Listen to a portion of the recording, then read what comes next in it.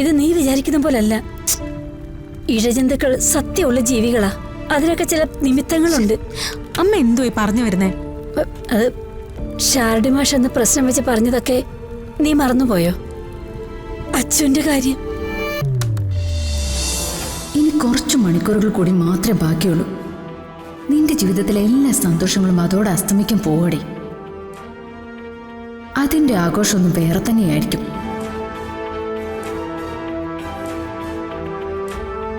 അറവ് മാടിന് അവസാനത്തെ വെള്ളം കൊടുക്കുന്നത് പോലെ നിനക്ക് ഞാനിപ്പോൾ ഈ കാഴ്ചകളൊക്കെ കാണിച്ചു തരുന്നത്. നാളെ കഴിഞ്ഞ സച്ചിയിലേക്കൊരു മടങ്ങിപ്പോക്ക് ജീവിതത്തിൽ ഒരിക്കലും നിനക്ക് സാധ്യമായിരിക്കില്ല. നമ്മൾ അങ്ങോട്ട് പോകുമ്പോൾ ഫോട്ടോസൊക്കെ എടുക്കണേ.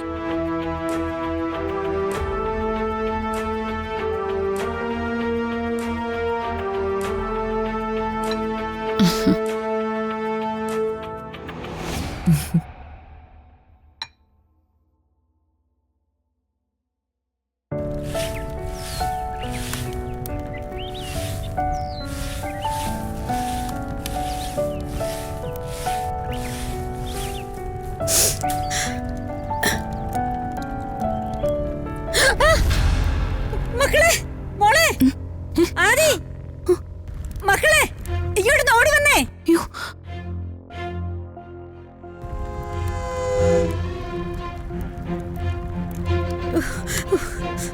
ഓടി വാ. എന്താ അമ്മേ? എന്താ അമ്മേ? നോക്കി, അയ്യോ നോക്ക്, നോക്ക് മക്കളെ, പാമ്പല്ലേ ഇത്? അത് പാമ്പാണല്ലോ.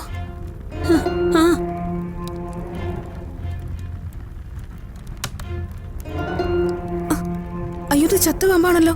ഇതെങ്ങനെ ഇവിടെ വന്നു? എനിക്കറിയത്തില്ല മക്കളെ. ഇത്രയും കാലമായിട്ട് ഇതൊന്നും ഇവിടെ ഉണ്ടായിട്ടേ ഇല്ല. ഒരു പാമ്പ് ചത്താനാണോ ആന്റി ഇത്രയും പേടിക്കുന്നേ? അതിനെടുത്ത് കുഴിച്ചിട്ടാ പോരെ? അമ്മയുടെ നിലവിളി കേട്ട് ഞങ്ങളിവിടെ പേടിച്ചു. നിങ്ങൾ അതെടുത്ത് കുഴിച്ചിടാൻ നോക്ക്, അല്ലെ അതവിടെ കിടന്ന് നാറും.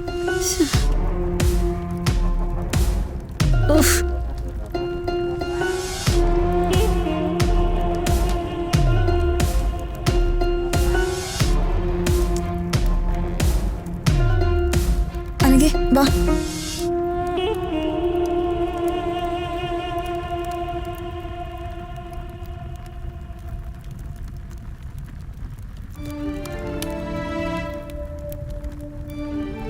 ഇനി പേടിക്കണ്ട, അവരതിനെ കുഴിച്ചിട്ടോളും.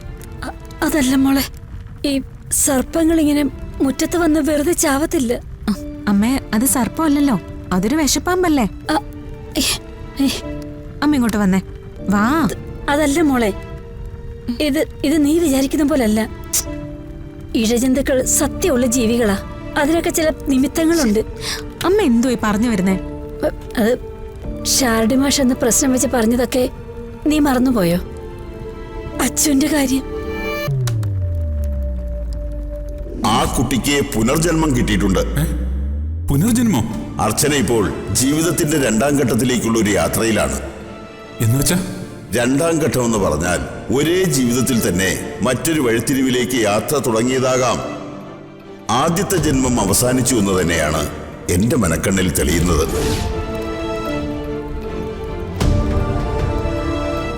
മരിച്ച് പുനർജന്മം കിട്ടിയെന്നല്ലേ മാഷ് പറഞ്ഞേ? ആ, പുനർജന്മം കിട്ടിയാലും അവളുടെ ആത്മാവിന് മോശം കിട്ടി കാണത്തില്ല. അതിന്റെ ദുരന്തങ്ങളെ ഇപ്പൊ കണ്ടതൊക്കെ. കൊള്ളാം എന്റെ പൊന്നമ്മേ, ആവശ്യമില്ലാത്ത പറഞ്ഞ് ബാക്കിയുള്ളവരും കൂടെ പേടിപ്പിക്കാതെ. ഇതിന്റെ സത്യം എന്താണെന്ന് എനിക്ക് അറിയണം മോളെ. മോശം കിട്ടിയിട്ടില്ലെങ്കിൽ അവളുടെ ആത്മാവിന് ബലിയിടണം. മോളെ, നീ ഷാരടി മാഷിനെ ഒന്ന് വിളിച്ചേ. ഇപ്പൊ തന്നെ വേണോ അമ്മേ? പിന്നീട് വിളിക്കാം. പോരാ, ഇപ്പൊ തന്നെ വിളിക്കണം. ചെല്ലേ, പോയി വിളിക്കേ.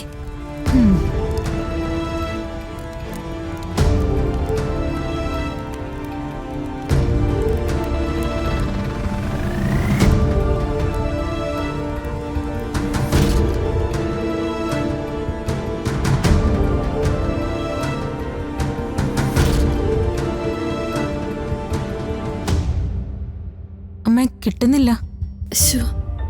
മോളെ, എന്നും വൈകിട്ടേ മാഷ് ശിവന്റെ അമ്പലത്തിൽ വരാറുണ്ട്. വൈകിട്ട് നമുക്ക് അവിടം വരെ പോയിന്ന് മാഷിനെ കാണാം. അമ്മ വിഷമിക്കണ്ട, നമുക്ക് വൈകിട്ട് മാഷിനെ പോയി കാണാം. സന്ദീപ്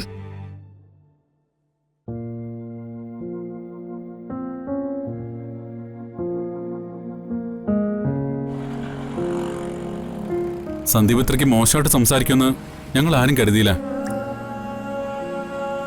ഒരു സോറി പറഞ്ഞതുകൊണ്ട് മനസ്സിനേറ്റ മുറിവ് അത് മാറില്ലെന്നറിയാം. എന്നാലും അവന് വേണ്ടി ഞാൻ മാപ്പ് ചോദിക്കുന്നു. എന്താ സച്ചി ഇത്? സച്ചി എന്തിനാ എന്നോട് സോറി പറയുന്നേ? സന്ദീപ് തെറ്റിദ്ധരിച്ച് എന്തൊക്കെയോ പറഞ്ഞു. സത്യത്തില് പറയാൻ പാടില്ലാത്തതൊക്കെ പറഞ്ഞത് ഞാനല്ലേ. എന്റെ നിയന്ത്രണം കൈവിട്ടുപോയി. സച്ചി, അമ്മയും മറ്റുള്ളവരുമൊക്കെ എന്നെ കുറിച്ച് എന്ത് കരുതി കാണും? അവർക്കാർക്കും ഒരു തെറ്റിദ്ധാരണയില്ല.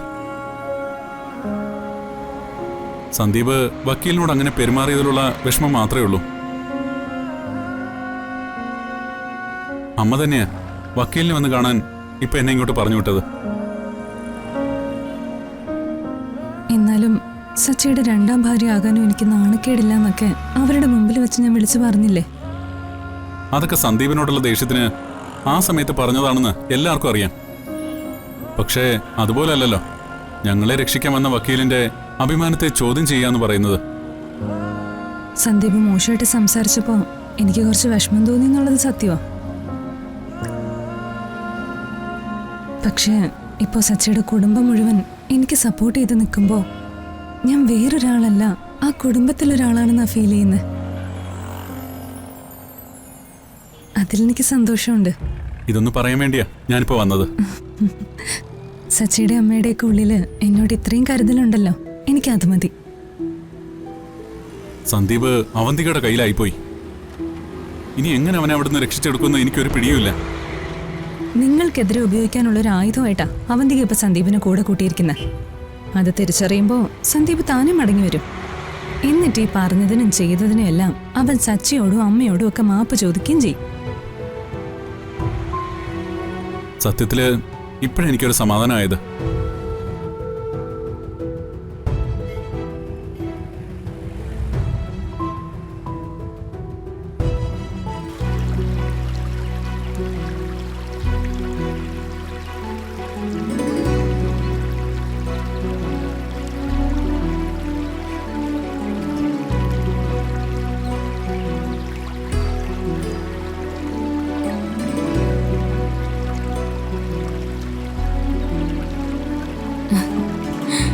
നല്ല രസമുണ്ടല്ലേ?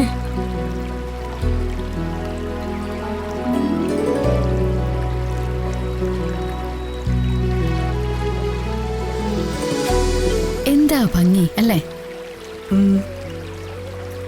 കഷ്ടായിപ്പോയി. ഗൗരിമോളും കൂടി വേണമായിരുന്നു. അതിനെന്താ, മോളെയും കൂട്ടി നമുക്ക് വീണ്ടും വരാമല്ലോ.